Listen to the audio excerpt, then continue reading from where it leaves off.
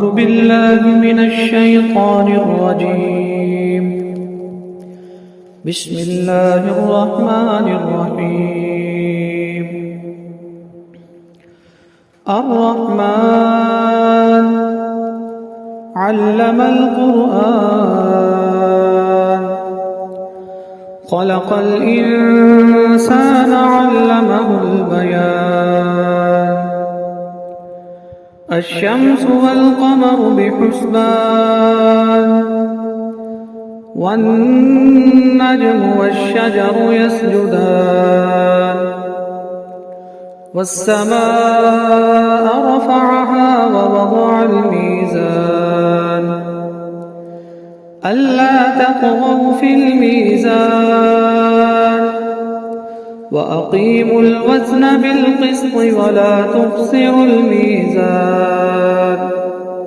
والأرض وضعها للأنام فيها فاكهة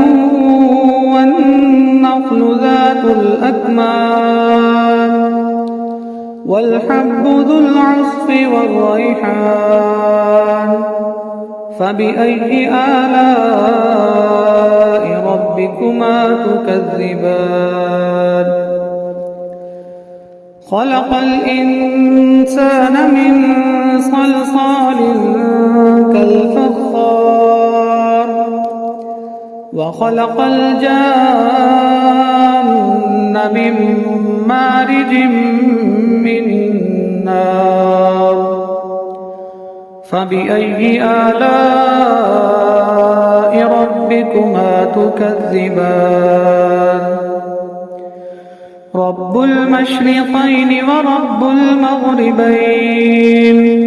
فبأي آلاء ربكما تكذبان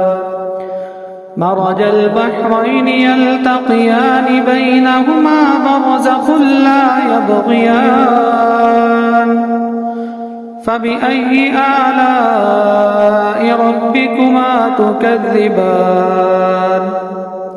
يخرج منهما اللؤلؤ والمرجان فبأي آلاء ربكما تكذبان وله الجوار المنشآت في البحر كالأعلام فبأي آلاء ربكما تكذبان كل من عليها فان ويبقى وجه ربك ذو الجلال والإكرام فبأي آلاء ربكما تكذبان يسأله من في السماوات والأرض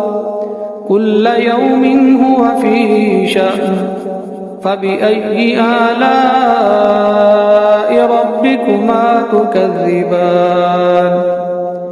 سنفرغ لكم أيها الثقلان فبأي آلاء ربكما تكذبان يا معشر الجن والإنس إن استطعتم أن تنفذوا من أقطار السماوات والأرض فانفذوا لا تنفذون إلا بسلطان فبأي آلاء ربكما تكذبان يرسل عليكما شواظ من نار ونحاس فلا تنتصران فبأي آلاء ربكما تكذبان فإذا انشقت السماء فكانت وردة كالدهان فبأي آلاء ربكما تكذبان فيومئذ لا يسأل عن ذنبه إنس ولا جان فبأي آلاء ربكما تكذبان يعرف المجرمون بسيماهم فيؤخذ بالنواصي والأقدام فبأي آلاء ربكما تكذبان هذه جهنم التي يكذب بها المجرمون يطوفون بينها وبين حميم آن فبأي آلاء ربكما تكذبان ولمن خاف مقام ربه جنتان فبأي آلاء ربكما تكذبان ذواتا أفنان فبأي آلاء ربكما تكذبان فيهما عينان تجريان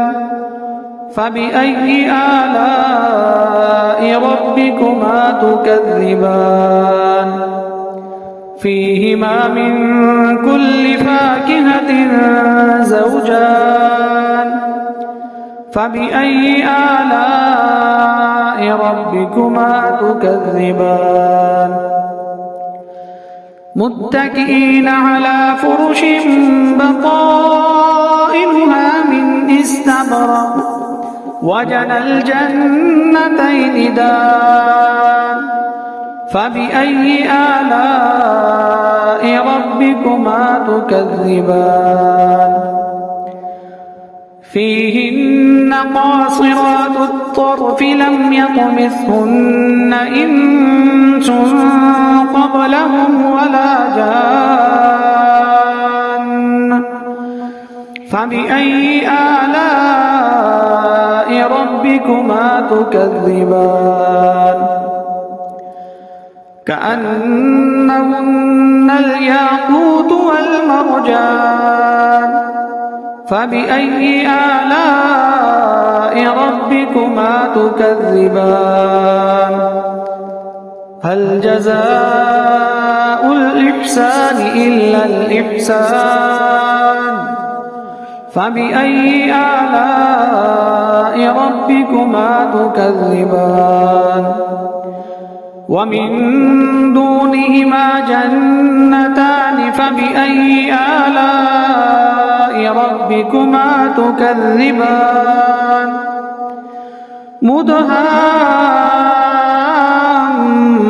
مدهامتان